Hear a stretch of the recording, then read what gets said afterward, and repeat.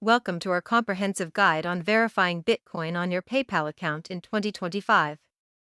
Today, we'll guide you through each step necessary for a smooth experience. Verification is essential for security and ensures that only you can access your funds and make transactions. Let's start by logging into your PayPal account. Head to the PayPal website or app and enter your credentials. Once logged in, locate the cryptocurrency section. This is where you'll manage your Bitcoin.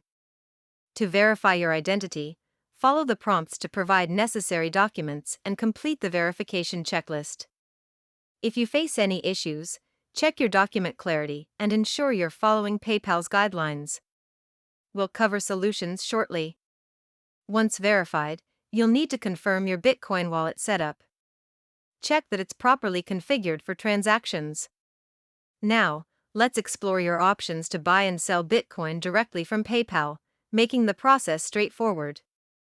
It's important to review any fees associated with your Bitcoin transactions on PayPal, along with any limits on buying and selling.